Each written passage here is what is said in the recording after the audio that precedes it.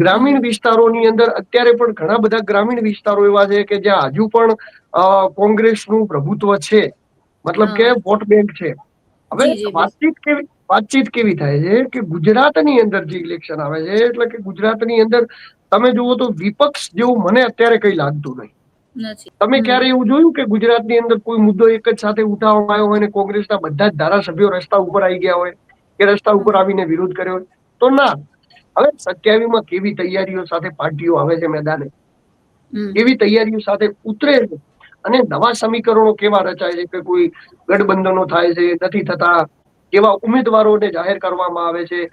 પછી જો બીજું કેવી તકલીફ છે કે જે ઉમેદવારો છે ને એ વિકાપી દેવામાં આવે. ધારો કે કોઈ સીટ ઉપર માહોલ હોય કે આ જગ્યાએ માહોલ છે, તો ક્યાં તો ભાજપનો ઉમેદવાર વીક હોય તો પછી અપોઝિટ પાર્ટીના ઉમેદવારને ફાયદો થાય, કાં તો પછી અપોઝિટ પાર્ટીનો ઉમેદવાર વીક હોય તો પછી ભાજપને ફાયદો થાય. વાતચીત કરી તો વિરોધ પક્ષ તરીકે ગેનીબેન તો એ પણ મજબૂત નેતા છે, એમનું પણ મજબૂત નેતૃત્વ છે. અને સરકાર તરીકે મતલબ કે સરકારની અંદર શંકરભાઈ, તો એમનું પણ ખૂબ મોટું નામ છે, એમનું પણ મજબૂત નેતૃત્વ છે અને એમની પણ બહુ બધી પકડ છે. હવે વાતચીત એવી છે કે ઉત્તર ગુજરાતની અંદર સૌથી મોટા પ્રમાણમાં જો કોઈ સમાજ હોય ઉત્તર ગુજરાતની અંદર તો ઠાકોર સમાજ છે. ત્યારબાદ વાતચીત કરીએ તો ચૌધરી સમાજનું પણ ઉત્તર ગુજરાતની અંદર બહુ પ્રભુત્વ છે. કારણ કે ઉત્તર ગુજરાત સિવાય બીજે ક્યાંય ચૌધરી સમાજ નથી. બરોબર? એટલે વાતચીત જે કરીએ તો ગેનીબેનનું એક પ્રભુત્વ હોવાનું મૂળભૂત કારણ એ પણ છે કે એમના સમાજનું ખૂબ જ બહોળું પ્રમાણ છે. પરંતુ જે તમે વાતચીત કરી કે જે ગેનીબેન અને શંકરભાઈ ચૌધરીના જે મતલબ કે એકદમ રિલેશન, તો એ એવી વસ્તુ છે કે જો કેવું છે કે હું પ્રશ્ન જે રીતે ઓળખું છું એ રીતે શંકરભાઈ ચૌધરી અધ્યક્ષ સાહેબનો સ્વભાવ એવો છે નહીં બિલકુલ કે એમને આમ કોઈ કે ભાઈ સામે લડે છે કે અપોઝિટ લડે છે તો પછી આપણું મતલબ દુશ્મન છે કે એનાથી કોઈ વેરભાવ રાખવાનો કે એ પ્રકારનો સ્વભાવ નથી. બીજું દિલુભાઈ, 2022ના ઇલેક્શનમાં ભારતીય જનતા પાર્ટીએ ન ભૂતો ન ભવિષ્યથી જેવું પરિણામ હાંસલ કર્યું, 156 બેઠક જીતી હતી. ત્યારબાદ 2024માં 2 ટર્મ બાદ એવું કહી શકાય કે ગેનીબેને ગાબડું પાડ્યું અને બનાસકાંઠાની બેઠક છે તે કોંગ્રેસે પોતાના નામે કરી. હવે શું લાગે છે કે એ જે 2024નો જે આખો ઓરા હતો કે જે એક આખો જ્વાળા હતો એ હવે આપણને આગામી સમયમાં જોવા મળે? કારણ કે જે રીતે આપણે વાત કરી વચ્ચે આ સ્વરાજની ચૂંટણી પણ ગઈ છે અને ચૂંટણીમાં ભારતીય જનતા પાર્ટીનું પરફોર્મન્સ ઘણું સારું રહ્યું છે. પણ લાગે છે કે આગામી સમયમાં ભાજપ યથાવત રહેશે કે પછી જે કોંગ્રેસનો 2024 વાળો ઓરા હતો એ યથાવત રહેશે? આપનું શું લાગે છે અત્યારે? નમસ્કાર, હું નીલમ ખારેચા, આપ જોઈ રહ્યા છો મહામંથન મંતવ્ય ન્યૂઝ અને આજે આપણી સાથે જોડાયા છે ઉત્તર ગુજરાતના પત્રકાર ક્ષેત્રના ખેરખા કહેવાય એવા દિલુભાઈ ચૌધરી. દિલુભાઈ, આપનું સ્વાગત છે અમારા સોશિયલ મીડિયા પ્લેટફોર્મ પર. આજે દિલુભાઈ સાથે આપણે જે વાતચીત કરવી છે તે મુખ્યત્વે ઉત્તર ગુજરાતના રાજકારણને લઈને વાતચીત કરવી છે.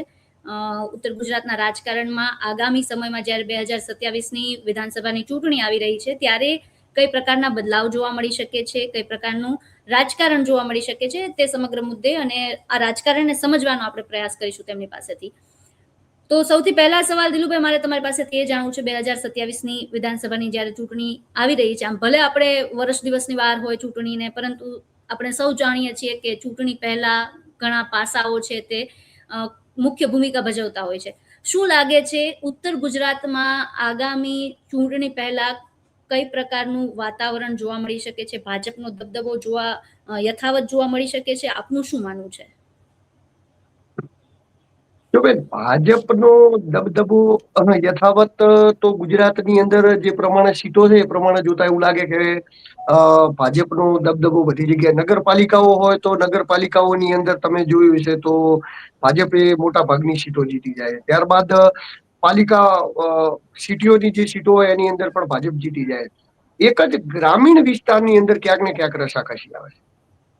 તો વાતચીત એવી છે કે જે મહાનગરપાલિકાની સીટો છે, જેમ કે સુરત હોય, ત્યારબાદ આપણે રાજકોટ હોય, અમદાવાદ હોય અને વડોદરા હોય, તો આ 4 સિટીની જે મહાનગરપાલિકાની 55 થી 60 સીટો છે એમાં મોટા ભાગે 2-4 સીટોને છોડીને બધી સીટો ભાજપ જીતી જાય. પછી ભાજપને હવે લડવાનું રહ્યું 120 સીટો ઉપર, અને એમાં ગ્રામીણ વિસ્તારો આવતા અને ક્યાંક સિટીઓ પણ આવતી હોય, નાની મોટી સિટીઓ આવતી હોય દરેક જિલ્લાની અંદર. તો જે સિટીઓ છે, સિટીઓના વોટરો ઉપર હંમેશા ભાજપનું પ્રભુત્વ રહ્યું છે.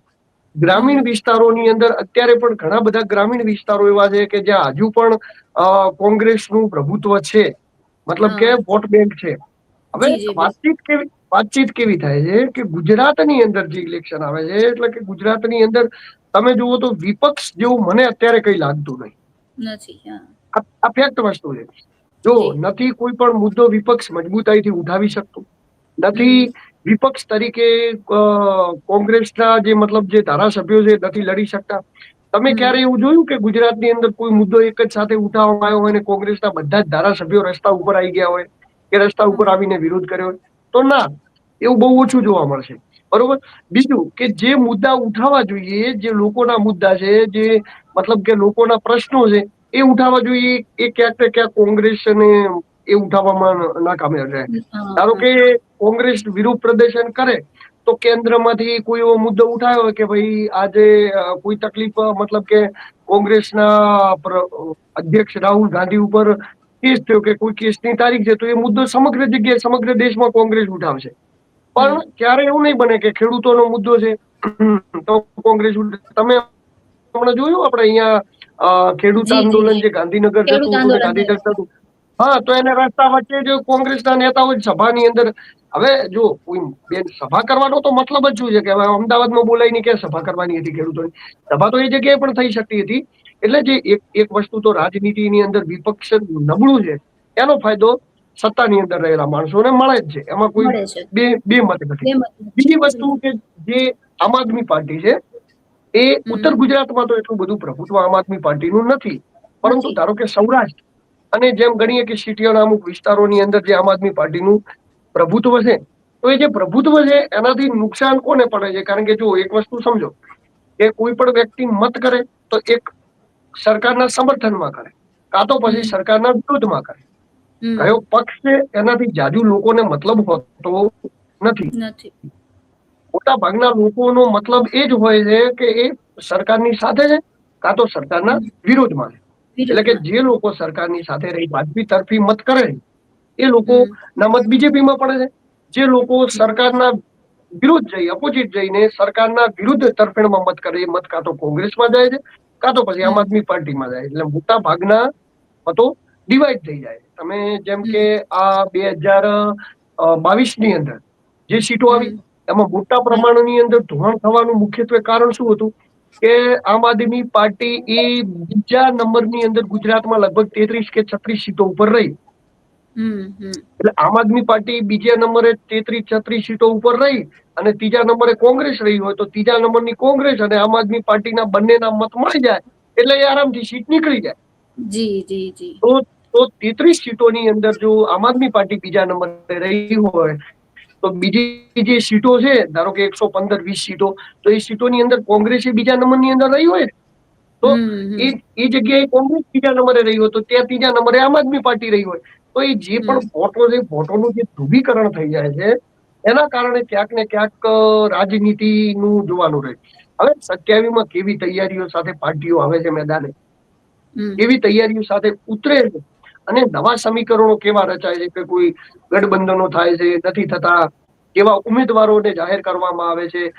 પછી જો બીજું કેવી તકલીફ છે કે જે ઉમેદવારો છે ને એ વીક આપી દેવામાં આવે. ધારો કે કોઈ સીટ ઉપર માહોલ હોય કે આ જગ્યાએ માહોલ છે તો ક્યાં તો ભાજપનો ઉમેદવાર વીક હોય તો પછી અપોઝિટ પાર્ટીના ઉમેદવારને ફાયદો થાય, કાં તો પછી અપોઝિટ પાર્ટીનો ઉમેદવાર વીક હોય તો પછી ભાજપને ફાયદો થાય. આવું બધું ઘણું બધું સમીકરણો જવાબદાર હોય છે. ત્યાંના સ્થાનીય સમીકરણો જવાબદાર હોય છે, ઉમેદવારના સમીકરણો જવાબદાર હોય છે અને પછી એક પ્રકારનું ઇલેક્શન થતું હોય છે.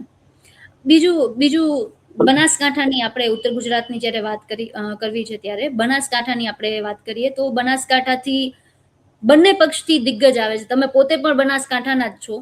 બનાસકાંઠામાં કોંગ્રેસથી ગેનીબેન ઠાકોર અને ભાજપથી શંકરભાઈ ચૌધરી બંને દિગ્ગજ નેતાઓ છે, મોટા ચહેરાઓ છે. શું લાગે છે કે બંને પક્ષના આ બંને દિગ્ગજ નેતાઓ છે ત્યારે 2027 પહેલા કઈ નવા જૂનીના અણસાર લાગે છે બનાસકાંઠામાં? ધર્મા જૂનીના અણસાર તો હાલ તો કઈ લાગતા નથી, પરંતુ એક વાતચીત એવી છે કે જેમ તમે વાતચીત કરી તો વિરુદ્ધ પક્ષ તરીકે જ્ઞાનીબેન, તો એ પણ મજબૂત નેતા છે, એમનું પણ મજબૂત નેતૃત્વ છે. અને સરકાર તરીકે મતલબ કે સરકારની અંદર શંકરભાઈ, તો એમનું પણ ખૂબ મોટું નામ છે, એમનું પણ મજબૂત નેતૃત્વ છે અને એમની પણ બહુ બધી પકડ છે. હવે વાતચીત એવી છે કે ઉત્તર ગુજરાતની અંદર સૌથી મોટા પ્રમાણમાં જો કોઈ સમાજ હોય ઉત્તર ગુજરાતની અંદર તો ઠાકોર સમાજ છે. ત્યારબાદ વાતચીત કરીએ તો ચૌધરી સમાજનું પણ ઉત્તર ગુજરાતની અંદર બહુ પ્રભુત્વ છે, કારણ કે ઉત્તર ગુજરાત સિવાય બીજે ક્યાંય ચૌધરી સમાજ નથી. બરોબર, એટલે વાતચીત જે કરીએ તો જ્ઞાનીબેનનું એક પ્રભુત્વ હોવાનું મૂળભૂત કારણ એ પણ છે કે એમના સમાજનું ખૂબ જ બહોળું પ્રમાણ છે. એ રીતે શંકરભાઈ ચૌધરીનું પણ એક પ્રભુત્વ હોવાનું મૂળભૂત કારણ એ છે કે એમનો પણ સમાજ ખૂબ મોટા પ્રમાણમાં છે. અને બીજું જે વાતચીત કરીએ, જે મતલબ કે જે બીજા સરકારની અંદર રહેલા નેતાઓ છે એમના કરતા ને એમનામાં ઘણો ફર્ક છે. ફર્ક ડિફરન્ટ એટલા માટે છે કે એ પ્રકારનું મતલબ વિઝન ધરાવે છે. વિઝન એ રીતે ધરાવે છે કે ધારો કે કોઈ પણ હોય, તમે જુઓ કે વાવ-થરાદ જિલ્લાને અલગ રીતે બનાવવામાં આવ્યો, તો જેવો વાવ-થરાદ જિલ્લો જાહેર થયો, તો વાવ-થરાદ જિલ્લો જાહેર થયો એના પછી વાવ-થરાદ જિલ્લાની અંદર ઘણી બધી કચેરીઓ તો સ્વાભાવિક છે કે જિલ્લો અલગ બને એટલે કચેરીઓ તો બનવાની જ છે, પરંતુ ત્યાંના રોડ, રસ્તા, પછી કેવી વસ્તુ છે કે કોઈ પણ વસ્તુ જે કરે ને એના બેનિફિટ ઘણા બધા મળતા હોય. જેમ કે વાવ-થરાદ જિલ્લો થયો, અમારે અહીંયા અત્યારે દિયોદરની અંદર સણાદરની અંદર બનાસ ડેરી બનાવેલી છે. હવે સણાદર બનાસ ડેરી આવવાથી જે હાઈવે ઉપર જે રોડ છે એ રોડની અંદર બધા જ જમીનોનો ભાવ જે 5 લાખ 7 લાખ રૂપિયા હતા એ અત્યારે 1 કરોડ 70 લાખ 80 લાખ, એટલે જે પ્રકારનો વિકાસ કોઈ પણ થાય છે તો એના પણ ફાયદા હોય છે.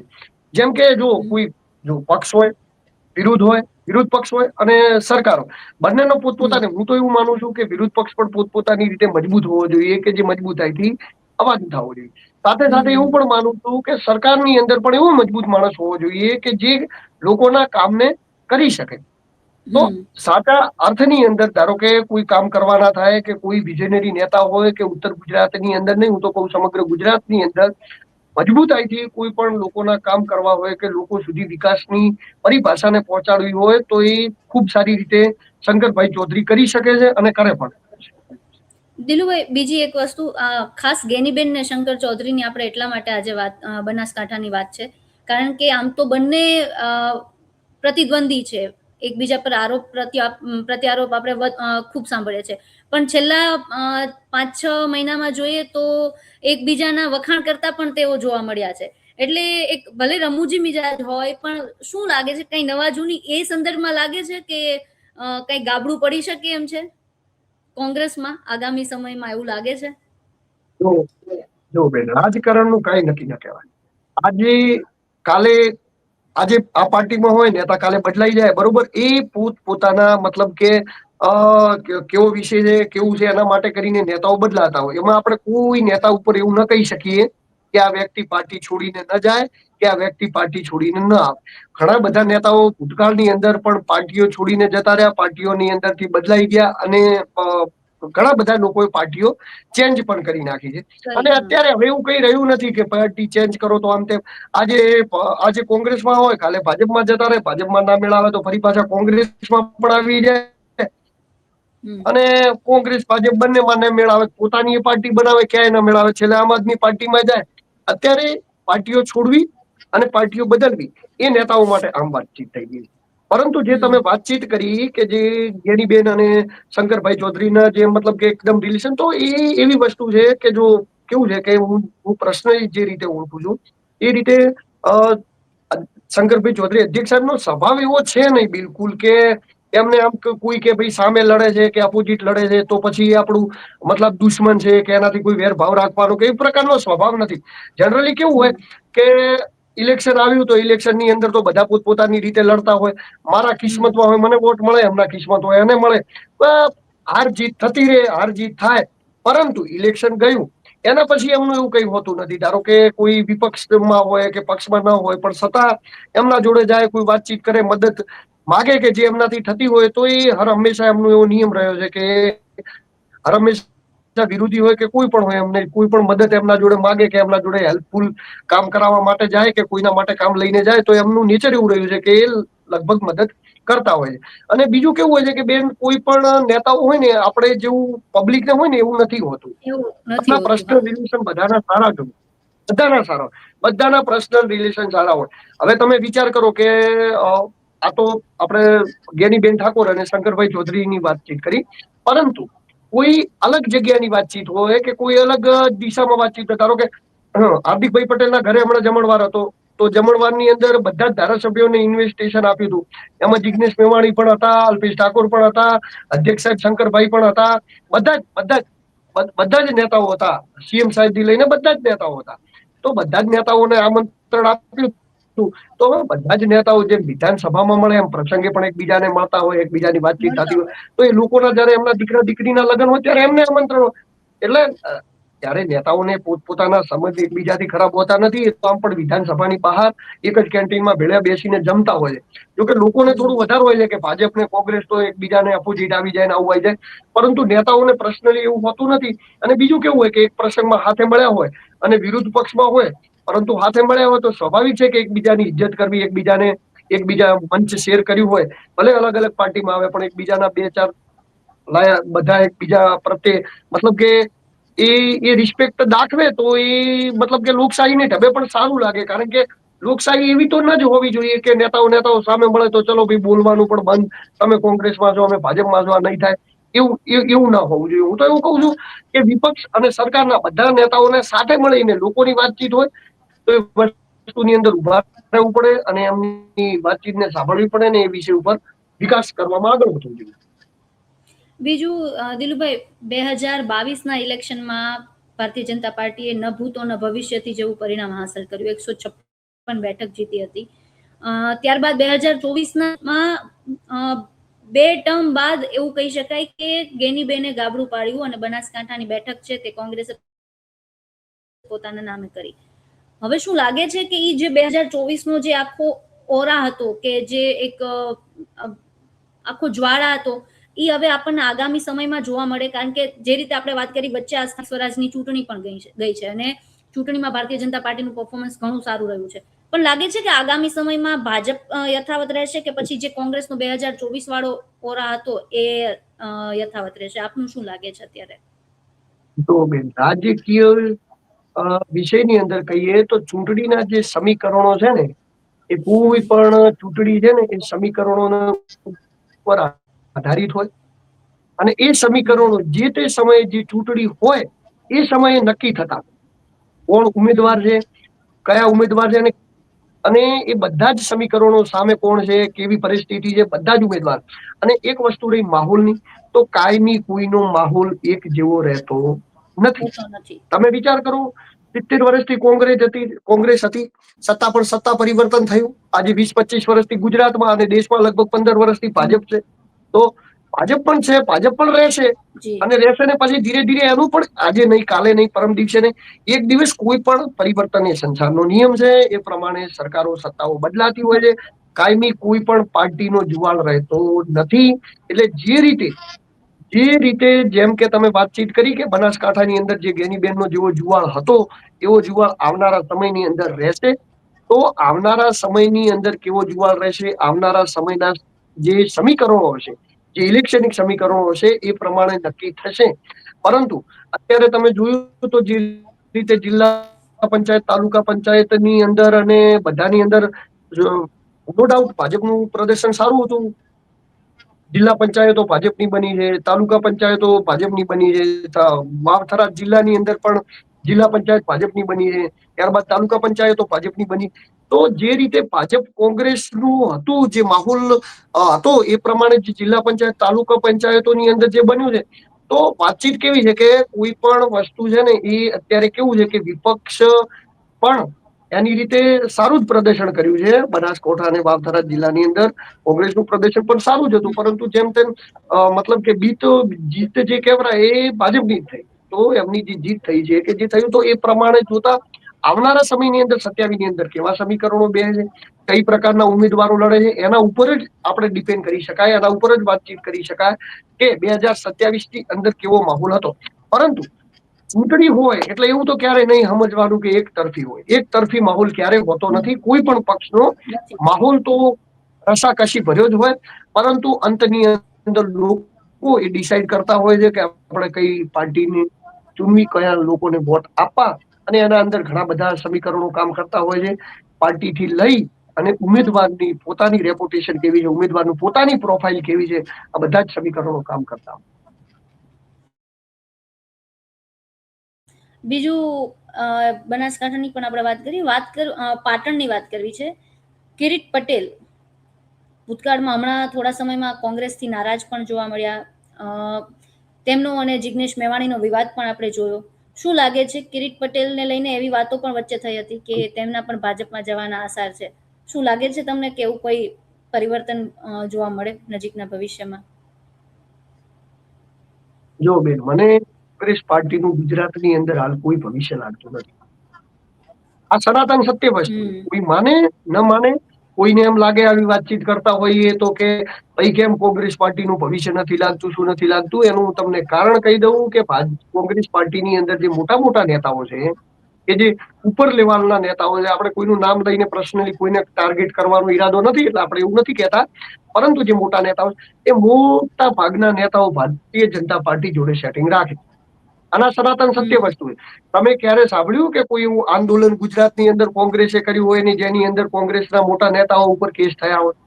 થાય જ નહીં, થાય જ નહીં બેન. થાય તો કાર્યકર્તાઓ ઉપર થાય. આમ લોકો જે ઝંડા લઈને નીકળે એમના ઉપર થાય. મોટા મોટા નેતાઓ પોતપોતાના સેટિંગ કરીને બેસી જાય.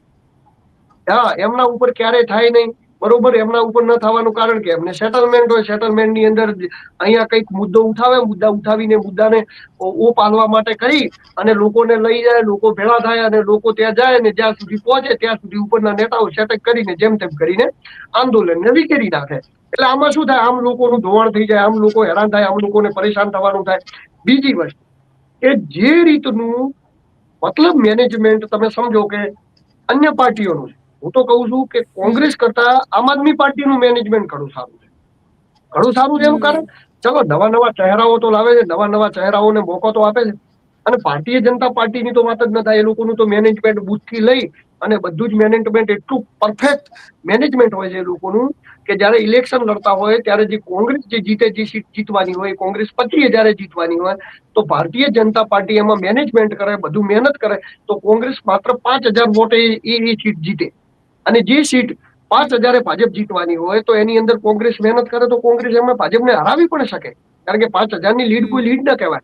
પરંતુ એ મેનેજમેન્ટ ના હોય, મેનેજમેન્ટ ના હારવાના હિસાબે જે 5,000 ભારતીય જનતા પાર્ટી જે સીટ જીતવાની હોય એ સીટ છે ને 25,000 ભારતીય જનતા પાર્ટી જીતી જાય.